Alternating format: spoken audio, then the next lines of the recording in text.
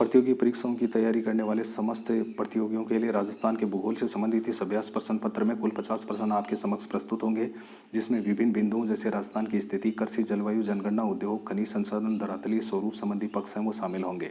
प्रश्नों का चयन प्रतियोगी परीक्षाओं के स्तर को ध्यान में रखते हुए किया गया है। साथ ही प्रश्न को जितने भी जो प्रश्न हैं उनको हल करते समय प्रश्न को ध्यानपूर्वक समझकर आपको उत्तर देने हैं और वीडियो के अंत में कमेंट करके आप बताएंगे कि आपके 50 में से कुल कितने प्रश्न सही हुए हैं। तो शुरू करते हैं पहला प्रश्न। और पहले प्रश्न में पूछा है कि झालावाड़ से बीकानेर की ओर सीधी रेखा में यात्रा करते हुए आप निम्न में से किस प्रकार के भौतिक स्वरूपों के क्रम का अवलोकन करेंगे। तो इसमें हमारे को ये देखना है कि झालावाड़ से अगर बीकानेर की ओर से एक रेखा में, सीधी रेखा में अगर हम यात्रा कर रहे हैं तो कौन से स्वरूप मार्ग में आएंगे। तो इसका जो सही उत्तर है वो मैं बता देता हूँ। हाड़ौती का जो फटार है, बनास बेसिन है और मध्य अरावली है, तो वो उधर झालावाड़ क्षेत्र से शुरू होकर ये जो इलाके हैं ये मार्ग में आएंगे। 2 नंबर के सवाल में पूछा है कि सूची फर्स्ट का सूची सेकंड से सुमेलित करना और नीचे दिए गए कोटों की सहायता से उनका चयन करना। एक तरफ कपड़े के कारखाने दे रखे हैं, दूसरी तरफ जिले दे रखे हैं। जैसे डर्बी टेक्सटाइल है ये जोधपुर में है, और मॉडर्न सिंटेक्स इंडिया है ये अलवर में है, और आदित्य मिल्स लिमिटेड है ये किशनगढ़ में है, और सुदर्शन टेक्सटाइल है ये कोटा में है। तो इस प्रश्न का के जो उत्तर होंगे वो 2, 3, 4 और 1 यानी कि विकल्प नंबर है वो 2 नंबर विकल्प है वो इसका उत्तर होगा। तीसरे सवाल में पूछा है कि भारत की जनगणना 2011 के अनुसार राजस्थान में ग्रामीण व शहरी जनसंख्या का प्रतिशत है। तो राजस्थान की ग्रामीण और शहरी जनसंख्या है उसका परसेंटेज पूछा है। तो इसका सही उत्तर है वो 2 नंबर विकल्प होगा। ग्रामीण जनसंख्या 75.1% है वो, जबकि शहरी जनसंख्या 24.9% है। 4 नंबर के सवाल में राजस्थान में निम्नलिखित नस्लों में से कौन सी एक भेड़ की नस्ल नहीं है, कि इनमें से एक नस्ल है वो भेड़ की नहीं है, उसका हमारे को चयन करना है। मालपुरा, नाली, सिरोही और मगरा। तो इसमें सिरोही नस्ल है वो बकरी की है, बाकी सभी भेड़ की नस्लें हैं। फिर 5 नंबर के सवाल में India state of forest report 2017 के अनुसार 2015 से 2017 के बीच निम्न में से किस जिले में वनावरण में सर्वाधिक ऋणात्मक परिवर्तन हुआ। एक ऐसे जिले का चयन करना है जहाँ पर वनों की संख्या है वो घटी है। हनुमानगढ़, प्रतापगढ़, बाड़मेर और पाली। तो इसमें प्रतापगढ़ है वो इसका उत्तर होगा। 6 नंबर के विकल्प में पूछा है कि निम्नलिखित कथनों को पढ़िए और नीचे दिए गए कोटों का प्रयोग करते हुए सही उत्तर को चुनिए।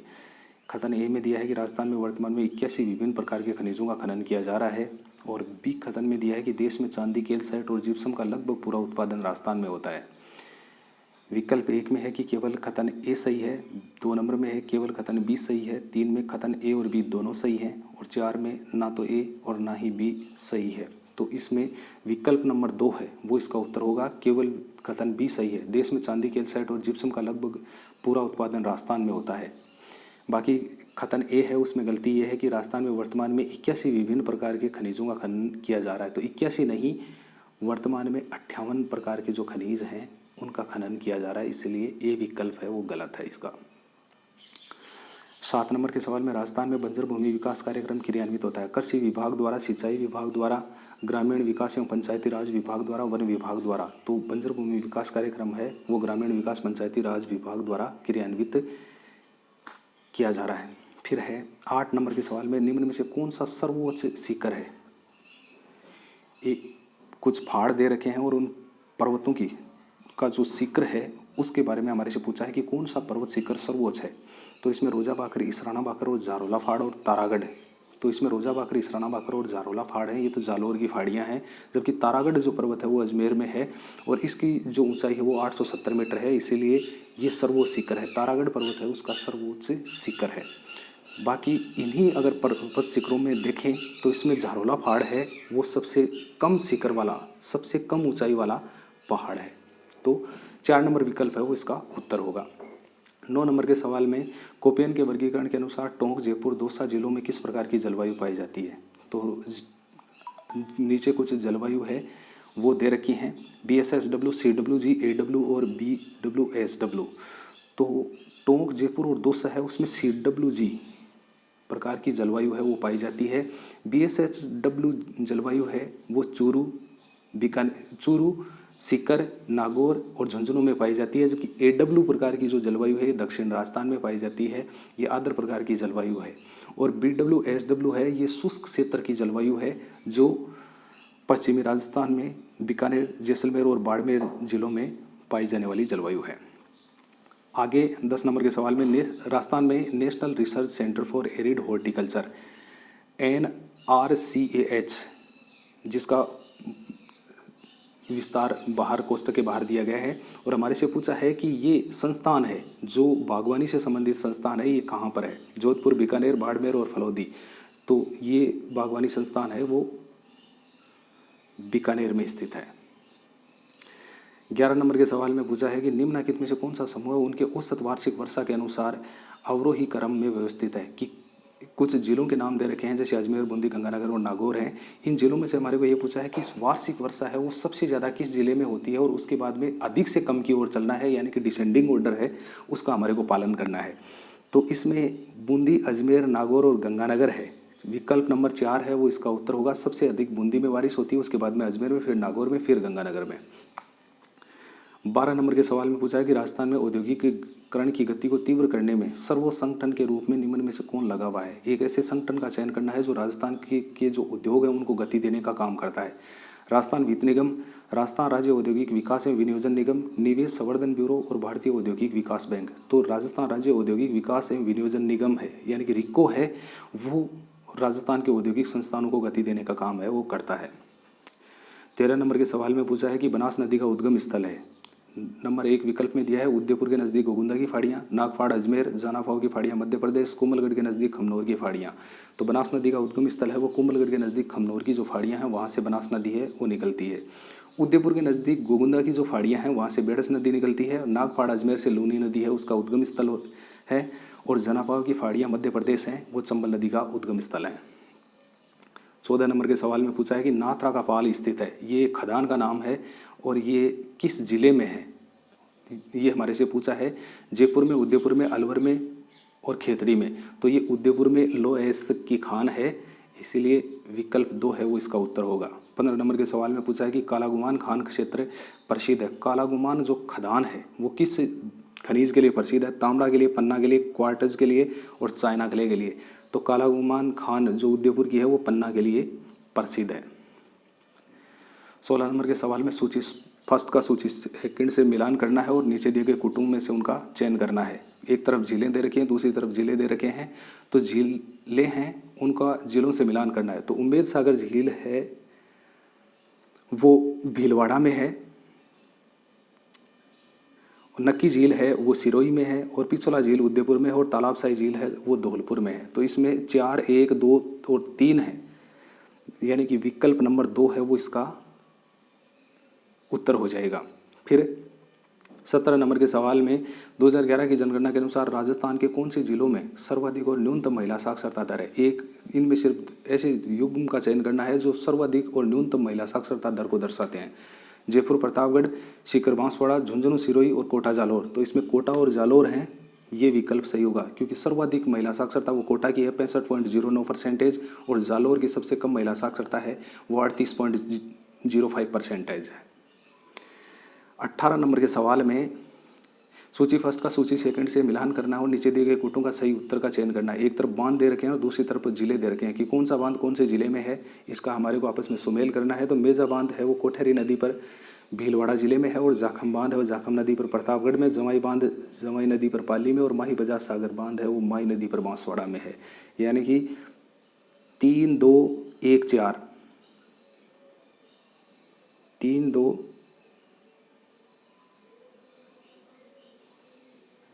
4, 1 नंबर विकल्प है वो इसका उत्तर होगा। उसके बाद में 19 नंबर के सवाल में भारत सरकार के खाद्य प्रसंस्करण उद्योग मंत्रालय के सहयोग से green tech mega food park के ने अपनी इकाई स्थापित की है। तो green tech mega food park है उसने अपनी इकाई कहाँ पर स्थापित की है ये हमारे को बताना है। तो रूपनगढ़, अजमेर, जोटवाड़ा, जयपुर, टोंक में और गंगानगर में। तो रूपनगढ़ अजमेर में है वो green tech mega food park है, उसने अपनी इकाई है वो स्थापित की है। 1 नंबर विकल्प है वो 19 नंबर सवाल का होगा। आगे गठौली गेप दर्रा राजस्थान की कौन सी पहाड़ियों में अवस्थित है? ये एक दर्रे का नाम दे रखा है और वो पूछा है कि कौन सी पहाड़ियों में है। अरावली की फाड़ियाँ, आरावला फाड़ियाँ, मुकंदरा की फाड़ियाँ, अलवर फाड़ियाँ। तो मुकंदरा की फाड़ियों में ये दर्रा है वो स्थित है। 21 नंबर के सवाल में जैसलमेर के निकटवर्ती क्षेत्र की सेलें हैं। जैसलमेर के निकटवर्ती क्षेत्र में जो चट्टानें हैं उनका प्रकार पूछा है कि वो किस प्रकार की चट्टानें हैं। मालानी आग्नेय रायलो समूह है, जुरासिक बालू का पत्थर और अजबगढ़ समूह है। तो जुरासिक बालू का पत्थर हैं, इस प्रकार की चट्टानें हैं वो जैसलमेर के निकट पाई जाती है, यानी कि जुरासिक काल की जो चट्टानें हैं वो जैसलमेर क्षेत्र में पाई जाती हैं। 22 नंबर के सवाल में पूछा है कि जगपुरा, आनंदपुर, भूकिया प्रसिद्ध हैं। ये कुछ क्षेत्रों के नाम दे रखे हैं और ये क्षेत्र हैं ये किस खनिज के लिए प्रसिद्ध हैं, ये हमारे से पूछा है। लोह एसक, सोना भंडार, सीसा दस्ता और रॉक फॉस्फेट। तो जगपुरा, आनंदपुर और भूकिया क्षेत्र हैं ये बांसवाड़ा में स्थित हैं और ये बांसवाड़ा में सोने के भंडारों के लिए प्रसिद्ध हैं। 23 नंबर के सवाल में राजस्थान में अरावली का कौन सा भाग है सर्वाधिक वर्षा प्राप्त करता है। उत्तरी, पूर्वी, मध्य, दक्षिणी और शेखावाटी की पहाड़ियाँ। तो अरावली का जो सर्वाधिक वर्षा प्राप्त करने वाला जो इलाका है वो दक्षिणी भाग है। 24 नंबर के सवाल में पूछा है कि बाड़मेर की पंचपदरा की राजस्थान रिफाइनरी के संदर्भ में निम्न कथनों को पढ़िए और नीचे दिए गए कोटों का प्रयोग करते हुए सही उत्तर चयन कीजिए। कथन ए में पूछा है कि यह भारत में अपनी प्रकार की पहली है जिसे पेट्रोकेमिकल्स कॉम्प्लेक्स के साथ जोड़ा गया है। कथन बी है कि परियोजना की लागत 83,129 करोड़ है। कथन सी में दिया है कि इस परियोजना में राजस्थान सरकार का हिस्सा 76% है। तो हमारे को इनमें से जो सही विकल्प है उसका चयन करना है। तो इसमें जो सही विकल्प है वो नंबर 1 है, वो ही सही है, यानी केवल कथन ए सही है, बाकी विकल्प हैं वो बी और सी गलत हैं। बी में गलती ये है कि परियोजना की लागत है वो 83,129 करोड़ नहीं है, उसकी जगह पर 43,129 करोड़ है। और कथन सी है उसमें गलती ये है कि इस परियोजना में राजस्थान सरकार का हिस्सा है वो 76% नहीं है। 76% हिस्सा HPCL का है, HPCL Hindustan petroleum corporation limited, जबकि राजस्थान सरकार का जो हिस्सा है वो 26% है इसमें। फिर 25 नंबर के सवाल में 2011 की जनगणना के अनुसार निम्नलिखित जिलों में से किस में नगरीय जनसंख्या का अनुपात अधिकतम है। इन जिलों में से हमारे को ये बताना है कि किस में नगरीय जनसंख्या है वो अधिकतम है। अलवर, धौलपुर, भरतपुर और करौली। तो इसमें नगरीय जनसंख्या है वो सर्वाधिक धौलपुर में है। 26 नंबर के सवाल में राजस्थान में कौन सा एक मरुस्थलीकरण का मानवजनित कारण नहीं है, कि एक ऐसे कारण को देखना है जो मानव के द्वारा मरुस्थल है उसमें सहयोग है वो नहीं किया जा रहा है। जनसंख्या का दबाव, भूमि उपयोग प्रारूप में परिवर्तन, अतिचारण और प्रौद्योगिकी विकास। इसमें प्रौद्योगिकी की विकास है ये मरुस्थल का कारण नहीं है, बाकी सभी हैं वो मरुस्थलीय कारण को दर्शाने वाले हैं। 27 नंबर के सवाल में पूछा है कि सूची फर्स्ट को सूची सेकंड से सुमेलित करना और नीचे दिए गए कूट से अपने उत्तर का चयन करना है। एक तरफ स्थान दे रखे हैं, दूसरी तरफ उद्योग दे रखे हैं, तो स्थानों को उद्योगों से मिलान करना है। तो ब्यावर जो क्षेत्र है वो वस्त्र उत्पादन के लिए प्रसिद्ध है। भरतपुर है वो सरसों के तेल के लिए प्रसिद्ध है और गंगानगर है वो चीनी उत्पादन के लिए प्रसिद्ध है। और केसवाना गुज्जर जो कोटपुतली तहसील जयपुर का एक क्षेत्र है वो कागज के लिए प्रसिद्ध है। तो इसमें विकल्प है वो 3, 2, 1, 4, 3, 1, 2, 4। विकल्प नंबर 2 सही है, 3, 1, 2, 4 है ये विकल्प है इसका सही है। फिर है 28 नंबर के सवाल में नाथरा की पाल और मोरीजा बानोल क्षेत्र, ये 2 खदानों के नाम दे रखे हैं और इनमें पूछा है कि ये खदानें हैं कौन से खनिज की हैं, कोयले की, तांबे की, लोहे एसक की और मैग्नीज की। तो नाथरा की पाल और जो उदयपुर में है ये, और मोरीजा बानोल जो खदान है ये जयपुर में स्थित है। तो ये दोनों ही खदानें लोहे एसक की हैं। राजस्थान का द्वितीय परमाणु ऊर्जा संयंत्र प्रस्तावित है। राजस्थान का पहला परमाणु ऊर्जा संयंत्र राउतभाटा चित्तौड़गढ़ में है ही, और द्वितीय परमाणु ऊर्जा संयंत्र है वो बांसवाड़ा में स्थापित होगा। 29 नंबर के सवाल में राज्य की 12वीं पंचवर्षीय योजना में राजस्थान के औद्योगिक क्षेत्र के लिए निम्न में से कौन सी आर्थिक वृद्धि दर का लक्ष्य रखा गया है। 12वीं पंचवर्षीय योजना में जो औद्योगिक क्षेत्र है उनके लिए जो इकोनॉमिक दर है वो रखी गई है 4%, 8%, 9.5%, 7.7%। तो इसमें 8% है वो लक्ष्य रखा गया है। 31 नंबर के सवाल में सूची फर्स्ट को सूची सेकंड से सुमेलित करना और नीचे दिए गए कोटों का उनका चयन करना है। एक तरफ उद्योग दे रखे हैं और दूसरी तरफ उनकी स्थिति दे रखी है। हमारे को उद्योगों से उनके जिलों से सुमेलित करना है। तो इसमें नेशनल इंजीनियरिंग कंपनी है वो जयपुर में स्थित है, और वस्ट्रेड स्पिनिंग मिल है वो लाडनू में है, श्रीराम सीमेंट है वो कोटा में है, और मॉडर्न थ्रेड्स है जो उद्योग है ये रायला भीलवाड़ा में है। तो इस प्रश्न का जो सही उत्तर होगा 2, 4, 1, 3 नंबर 1 विकल्प है वो इसका उत्तर होगा। राजस्थान की जलवायु कृषि जलवायु प्रदेशों की संख्या है। राजस्थान में कितने कृषि जलवायु प्रदेश हैं उनकी हमारी को संख्या बतानी है। 5, 7, 10, 13। तो इसमें राजस्थान में जो कृषि जलवायु प्रदेश हैं वो 10 हैं। 33 नंबर के सवाल में चंबल फर्टिलाइजर्स एवं केमिकल्स लिमिटेड राजस्थान के किस जिले में स्थित है? ये एक उद्योग है और ये कौन से जिले में है बताना है। कोटा, बूंदी, बारा और झालावाड़। तो Chambal fertilizers and chemical limited है, ये कोटा में है। 2011 की जनगणना के अनुसार निम्नलिखित जिलों में से किस में जनसंख्या घनत्व अधिकतम पाया गया? कि ऐसे जिले का चयन करना है जिसका जनसंख्या घनत्व है वो अधिकतम है। इन जिलों में से हमारे को बताना है गंगानगर, हनुमानगढ़, नागौर और बारा। तो इसमें नागौर का जो जनसंख्या घनत्व है वो अधिकतम है। 35 नंबर के सवाल में राजस्थान ऊर्जा विकास निगम लिमिटेड के बारे में से कौन सा कथन सही नहीं है? यह ऊर्जा क्रय विक्रय व्यवसाय के लिए बनाया गया है। इसे कंपनीज एक्ट 2013 के अंतर्गत समावेशित किया गया है। मंत्रिमंडल निर्णय के पश्चात यह 2015 में गठित की गई और यह वितरण निगमों, प्रसारण निगम एवं उत्पादन निगम की सूत्रधारी कंपनी है। तो इसमें जो राजस्थान ऊर्जा विकास निगम लिमिटेड के बारे में जो सही कथन नहीं है वो 4 नंबर विकल्प में नहीं है। यह वितरण निगमों और प्रसारण निगम एवं उत्पादन निगम की सूत्रधारी कंपनी है। 36 नंबर के सवाल में हमारे को पूछा है कि वर्टिसोल्स राजस्थान के कौन से जिलों में पाई जाती है? तो राजस्थान की मिट्टियां हैं उनका अलग अलग विभाजन किया गया है, जैसे वर्टिसोल्स है, स्टेसोल्स है, एरिडोसोल्स है, एंटीसोल्स है, हिलफेसोल्स है। तो इनमें से हमारे को वर्टिसोल्स मृदा है यानी काली मिट्टी है वो कौन से जिलों में पाई जाती है उसका हमारे को चयन करना है। झालावाड़, बारा, जयपुर, दौसा, नागौर, पाली, गंगानगर, हनुमानगढ़। तो काली मिट्टी वर्टिसोल्स टाइप की मृदा है वो झालावाड़ और बारा में पाई जाती है। 37 नंबर के सवाल में पूछा है कि निम्न में से कौन सा जिला राजस्थान में मैग्नीज उत्पादक है? राजस्थान के एक ऐसे जिले का चयन करना है जो मैग्नीज उत्पादक है। जोधपुर, बांसवाड़ा, सिरोही और राजसमंद। तो इसमें बांसवाड़ा जिला है वो मैग्नीज उत्पादन के लिए प्रसिद्ध है। 38 नंबर के सवाल में निम्नलिखित में से कौन सा बालसन का उदाहरण है? बालसन एक ऐसे झील है, इसमें झीलें दे रखी हैं और उसमें बालसन का उदाहरण हमारे को इस प्रकार से पूछा है कि बालसन उस झील को कहते हैं जिसमें लवणीयता की मात्रा है वो सर्वाधिक हो और जहाँ पर नमकीन युक्त जो नमक है वो सर्वाधिक मात्रा में प्राप्त किया जाता हो। तो सर्वाधिक लवणीयता की मात्रा है वो सांबर झील जयपुर वाले की है, इसीलिए ये बालसन झील का उदाहरण है।